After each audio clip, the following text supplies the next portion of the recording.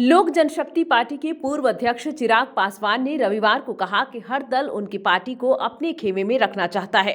पासवान के इस बयान से यह संकेत मिलता है कि वह बेहतर पेशकश करने वाले के साथ जा सकते हैं। राष्ट्रीय जनतांत्रिक गठबंधन की सहयोगी एलजेपी को बिहार में विपक्षी महागठबंधन की ओर से अपने पाले में करने के प्रयास किए जा रहे हैं। महागठबंधन में कांग्रेस, राष्ट्रीय जनता दल और 3 वामपंथी दल शामिल हैं।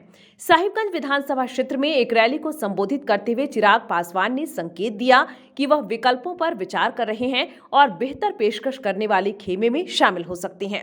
चिराग ने कहा, मैं यहां संवाददाताओं की भीड़ देख सकता हूं, जो यह जानने के लिए उत्सुक है कि चिराग पासवान किसके साथ रहेंगे। मैं उन्हें बताना चाहता हूं कि चिराग पासवान केवल बिहार के लोगों के साथ जुड़े हुए हैं। उन्होंने कहा, हर पार्टी, हर गठबंधन चाहता है कि चिराग पासवान उसके साथ रहें।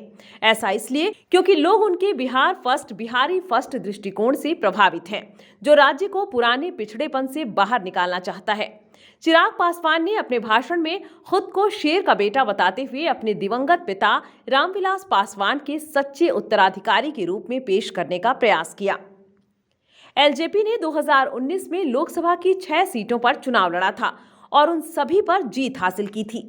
हालांकि चिराग ने जदयू प्रमुख और बिहार के मुख्यमंत्री नीतीश कुमार और एलजेपी विभाजित करने वाले अपने चाचा और केंद्रीय मंत्री पशुपति कुमार पारस का नाम लेने से परहेज किया, लेकिन उन्होंने उन साजिशों के बारे में विस्तार से बात की जिनका उन्हें सामना करना पड़ा। चिराग ने कहा कि इन साजिशों का उद्देश्य उनके घर परिवार और पार्टी को तोड़ना था, लेकिन मैंने दिखाया है कि चिराग पासवान को डराया नहीं जा सकता। चिराग पासवान ने कहा है कि उनकी अगुवाई वाली लोक जनशक्ति पार्टी हाजीपुर से चुनाव लड़ेगी, जहां से उनके पिता पासवान ने कई बार चुनाव जीता था, और इस सीट का प्रतिनिधित्व फिलहाल उनके चाचा और राष्ट्रीय लोक जनशक्ति पार्टी के प्रमुख पारस करते हैं। पारस ने साफ कर दिया है कि वह हाजीपुर सीट से फिर से चुनाव लड़ेंगे। आरएलजेपी के प्रवक्ता श्रवण अग्रवाल ने कहा, हाजीपुर या हमारी पार्टी की अन्य 4 सीटों में से किसी को भी छोड़ने का कोई सवाल ही नहीं है। हमें यकीन है कि बीजेपी हमारे दावे का सम्मान करेगी, क्योंकि हम राजग के स्वाभाविक सहयोगी हैं। उन्होंने कहा, उन्हें दूसरी तरफ से प्रस्ताव मिल रहा है, लेकिन कोई भी इस तरह के प्रलोभन के साथ हमारे पास आने की हिम्मत नहीं कर रहा है। हालांकि महागठबंधन के किसी भी नेता ने सार्वजनिक तौर पर यह नहीं कहा है कि चिराग को क्या प्रस्ताव दिया गया है, लेकिन सूत्रों का कहना है कि चिराग को 6 से अधिक सीटें दी जा सकती हैं।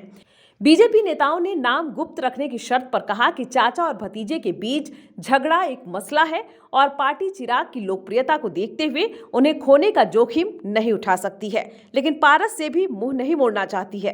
रैली के बाद हवाई मार्ग से दिल्ली रवाना होने के लिए पटना पहुंचे चिराग ने पत्रकारों के सवाल का कोई सीधा जवाब नहीं दिया। उन्होंने कहा, जहां तक चुनाव पूर्व और सीट बंटवारे का सवाल है, इसे अंतिम रूप दिया जा चुका है और हम कुछ दिनों में विवरण साझा करेंगे।